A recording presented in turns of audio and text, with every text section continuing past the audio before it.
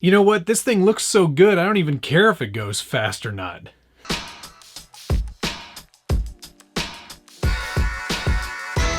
Welcome back to the Scale Builders Guild. Thanks again for watching. It's part 3 of getting started in no-prep drag racing, and I'm really excited today because we're finally ready to take this thing outside. It's a beautiful day out. I'm gonna actually try and run this car and see if it actually works as intended. If you're not familiar with no-prep drag racing, there are a ton of great resources on the internet.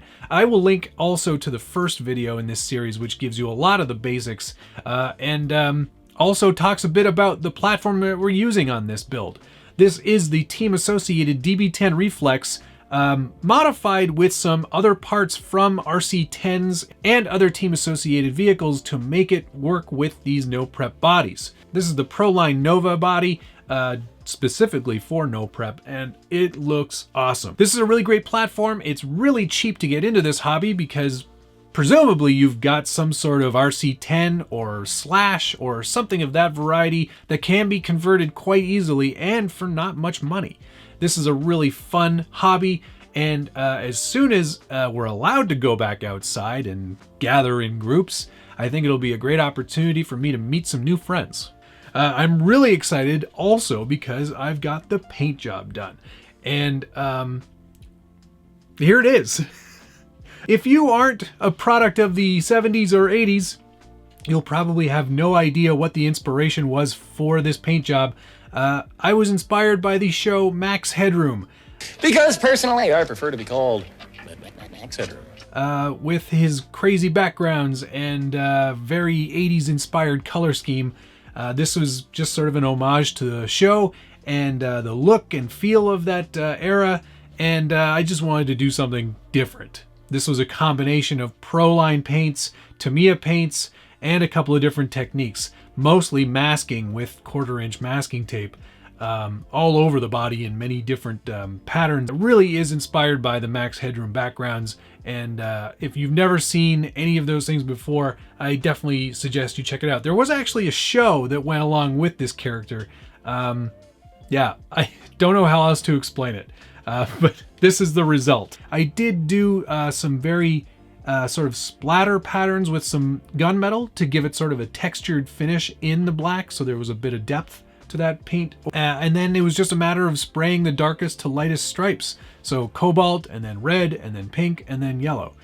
I also masked off all of the grille and bumper areas, both front and rear, with some liquid mask, just so I had an area where I could do a full silver coat just as one of the last steps. I also did a yellow tint rear window, and then did the sort of the tinted windows all the way around, so you can't really see in and see all the electronics, because I'm not going to do an interior for this car. It's all about weight to power ratio, and it didn't make much sense for me to go ahead and do that. So yeah, that's basically it in terms of the paint. After that, I did some decal work. The Proline Nova body includes some really great decals. I used my heat gun to make sure they all conformed around some of these pretty complex shapes. They all look really good. I think they turned out really nice. It's cool that Proline includes a lot of decals. Sometimes their sticker kits can be a little less than great. This one is definitely great. All the sponsor decals on the side are really fun. I just trimmed those all out and stuck them on the sides there. The front license plate, that is from the Element Enduro, because they give you those great options to customize and make your own plates, so Max Headroom seemed like a good choice to me. I definitely wanted to do something unique with this paint, and I definitely think I achieved that. I don't think I've ever seen anything quite like this. Probably won't ever see anything like this again. But I wanted to do something different and have a bit of fun with this body.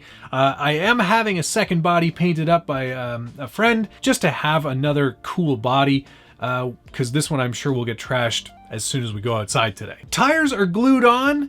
Electronics are in. All of that was covered in the previous video, so if you haven't watched that one, I definitely suggest you check it out right up here. Are you planning a no-prep build? What platform are you going to be running? Tell me about your paint schemes and what you want to do with it in the comments below. You know I love reading through your feedback, and I try to answer as many of them as I can.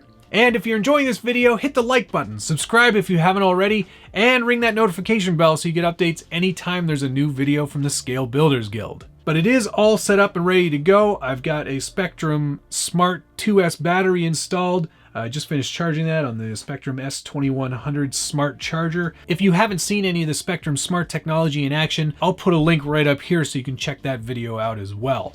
It does make charging a pretty much no-brainer situation. For this build, I wanted to try to use as much Spectrum gear as possible, and it just made sense because their smart technology includes a lot of telemetry, both on the actual ESC and over to the radio. Just wanted to have that system working as hard as it could be. Everything's ready to go. Let's get it outside and have some fun. So here we are outside. I found a nice long strip of smooth pavement near my house. Nobody around, obviously, so that's always good. A couple of things I did want to talk about. Warming your tires, super important before every run. I try to get them up to temp and try to go as straight as possible. Now, I've never done this before. I'm pretty sure it's not just me, but getting a car this powerful to go straight on your first run, not an easy thing to do whatsoever. Even on 2S, this 4.5 turn motor from Tekin is pretty hot. There are a few things that I've done to the car that I think are going to help aid in performance. I've adjusted the camber on the rear tires, so we're getting a nice fat contact patch. They're pretty much horizontal with the ground, which I think is pretty decent setup. I'll have to see if anyone else has got some ideas on that. I've also added 200,000 weight diff fluid to the diff in an effort to try to get it to be a little less slippy. I find that the car definitely wants to pull passenger side on any intense acceleration, and firming up that diff is one way to hopefully combat that and prevent rollovers from happening like that one there.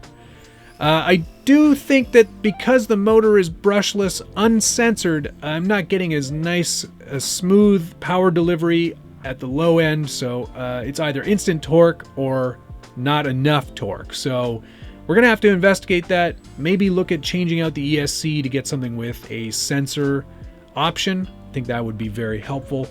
I also want to check out the shock tuning. I think that I'm getting a lot of body roll and a lot of lifting, and I think that that's partially the fault of the shocks. These are from the DB10 Reflex still. I haven't changed those out, so we're going to have to investigate maybe getting a better set of shocks. There is definitely a learning curve to No-Prep, as you can see. It's not just go out, run, and do straight lines, but by the end of the day, I was finding myself having a lot more fun and getting some pretty straight lines out of it, as evidenced by some of this footage in here.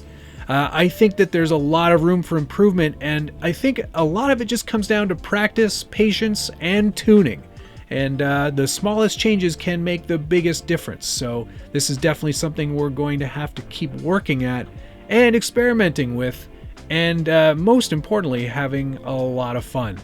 It does look pretty great out there, and I'm pretty happy with that paint job and the overall stance and look of the car. I think this is going to be a lot of fun this summer, so I hope that you'll stay tuned. Because I'm not great at going fast, I'm going to need to practice a lot more to make sure that I'm actually capable of driving something like this.